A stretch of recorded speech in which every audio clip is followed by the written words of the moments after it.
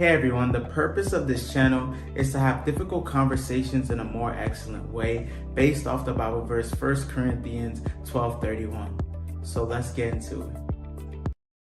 To be stoned, both the people caught in adultery, so the man and the woman. So already they were being hypocrites in the way they were presenting this situation to Jesus. But Jesus, in his mercy, right, he first shows them that they are in sin, that none of them are perfect, and that he is the only one that should be able to cast this judgment in that way, right? Hey everybody, welcome to a more excellent conversation. We're continuing our love theme for our more excellent conversation. It's been a 2-part series. It's going to be a 3-part series, and the final topic is love affirming. And I want you to think about that for a second. Affirming can mean giving a yes and confirming that something is true. And now my question is love affirming? Does love mean you have to say yes to every single thing or every single action someone does? And I would say personally, no. If you have a child, if you are a parent, or if you've taken care of like a young person, you've seen that they want to touch a hot stove, they want to put dirt in their mouth, they want to lick the floor, and some of those things are not okay. And like we talked about last video, there are actions with positive outcomes, and then there are actions with negative outcomes. So we do want to help the people that we love make decisions with more positive outcomes. I wanted to point out a situation where Jesus is put in a situation, or allows himself to be in a situation where Pharisees are telling him to pass judgment on this woman, right? The woman caught in adultery. I want us to look at whether Jesus affirms this situation or if he does something different. And I think it's helpful to look at the life of Jesus to compare how we should act, because I personally believe that he lived a perfect human life. He lived to teach us the right way to be human. So let's look at John chapter 8, verses 3 through 11.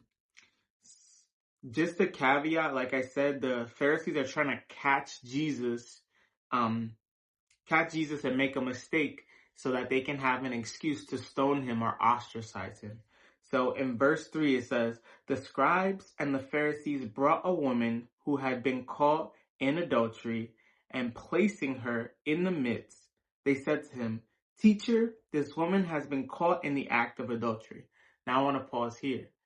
In order for adultery to happen, right, there needs to be two, right? So the fact that they just brought the woman is interesting on their part. Like, they only brought the woman who's caught in adultery, but to take part in this act, two need to be present. So they ignore the man completely. So this is already an interesting story. Then in verse 5 it says, now we see the Pharisees try to trap him in the law of Moses. Verse 5 it says, "Now in the law, Moses commanded us to stone such a woman. So what do you say?" This they said to test him, that they might have some charge to bring against him. Jesus bent down and wrote with his finger on the ground. And as they continued to ask him, he stood up and said to him, "Let him who is without sin among you be the first to throw a stone at her." So what's interesting is him using his finger to write on the ground. So my pastor preached a sermon, I want to say a month ago, and the only other time we see like God use his finger to write something is when he's writing the 10 Commandments. So my pastor was making an allusion saying that Jesus could have possibly been writing the 10 Commandments, and as the Pharisees are looking at them, they're realizing that they're falling short of these things. Verse 8 says, "And once more he bent down and wrote on the ground." Verse 9 says, "But when they heard it, they went away one by one, beginning with the elder one. And Jesus was left alone with the woman standing before him." So right here, we see that Jesus is without sin, because it says in verse 7, at the end of verse 7, 7b, "Let him who is without sin among you be the first to throw a stone." The Pharisees hearing that, the oldest one of them, which means probably the one that had a lot of wisdom, they started leaving right away. And then Jesus is left, showing that he is the one that is sinless, right? And then in verse 10, Jesus stood up and said to her, "Woman, where are they? Has no one condemned you?" She said, "No one, Lord." And Jesus said, "Neither do I condemn you. Go, and from now on sin no more." So this woman was caught in adultery, caught in an act of sin, right? And the captors are trying to convince Jesus to pronounce a stoning upon her, because it says so in the law of Moses. But they already contradicted themselves, because the law of Moses said both of them should be stoned, both the people caught in adultery, so the man and the woman. So already they were being hypocrites in the way they were presenting this situation to Jesus. But Jesus, in his mercy, right, he first shows them that they are in sin, that none of them are perfect, and that he is the only one that should be able to cast this judgment in that way, right? Catches the when he's left with the woman, he doesn't say to her, "Good job, go home," right? He doesn't say, "Stay in your life of sin, go home." What he says to her is, "Neither do I condemn you. Go, and from now on, sin no more." Another way that verse can be read is, "Leave your life of sin." So Jesus did not confirm her action. He did not say, "Yes, it's good for you to be in sin." And I would say the same way goes for the person who's in fornication. I would treat it the same way. I would present them the same passage. I would not affirm their fornication. Neither would I affirm their emotional abuse of their spouse. Neither would I affirm their physical abuse of their spouse.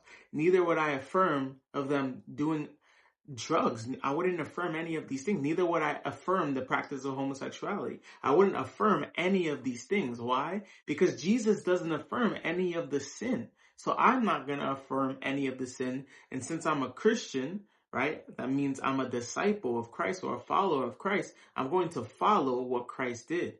And what did he do? He told the woman to go and leave her life of sin. So when we think about should love be affirming, it cannot say yes to everything, because it would not be true love, what we talked about in the first video. If you didn't watch it, check it out. In order for love to be true love, it can't be affirming of every action. You're not going to affirm of your child licking the floor, licking the concrete, or eating something that's not food. You wouldn't condone that. You wouldn't advertise that for even other people's children. So love does have a standard. And it's clear. That standard is Christ, because God is love. Christ is love. So we should look at the life of Christ in order to adjust or be our litmus test to see what is true love. What is true actions? What are the actions that we should do towards one another? And I think that is truly loving your neighbor, not affirming everything they do, but encouraging them to lead a life that is towards Christ and Christ like. So if you guys enjoyed this video, I appreciate your time.